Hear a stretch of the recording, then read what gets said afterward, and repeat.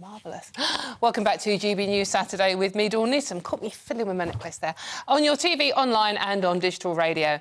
Now, the Met Office has issued a new amber wind warning for the weekend and the incoming storm has been named. Forecasters have warned that the injuries and danger to life are likely from large waves and beach material thrown onto coastal roads, seafronts and properties.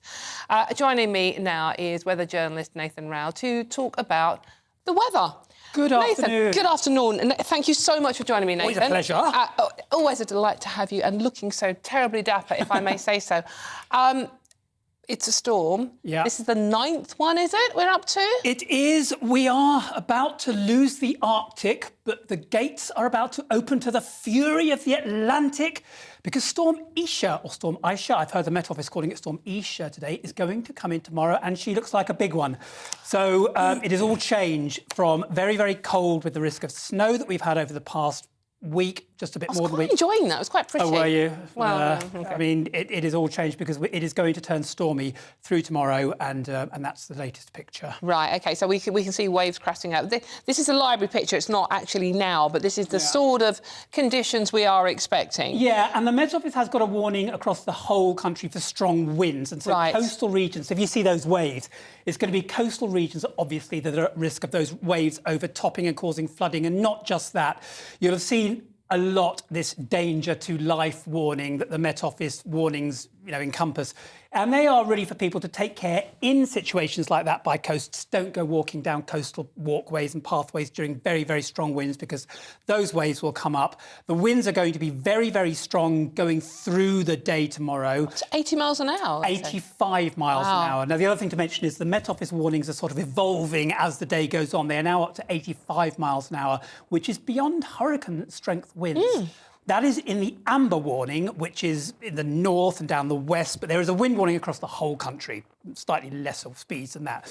Wherever you are going to be tomorrow, Sunday, it is going to be a horrible day as Storm Isha comes through and does her thing.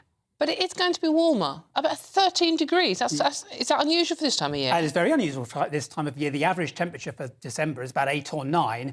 What is happening is, as I mentioned, the Arctic is retreating back up. We are getting the southwest and the Atlantic coming in and bringing milder air up from the south. So with the storm, we're going to get this pulse of milder air. And at the beginning of next week, we could see temperatures in double figures. And given that we've just seen temperatures in minus double figures, that is quite a big change. And if you don't like the cold, you're in luck. How long is it going to last? I mean, the whole of the UK is under a weather warning, which is quite unusual, isn't it? It's a big warning. I mean, if you look at the Met Office's weather warning, the UK looks like it's pretty much had a plate of custard spilt over it. There are yellow splodges absolutely everywhere. And the amber one, of course, for the more severe warning.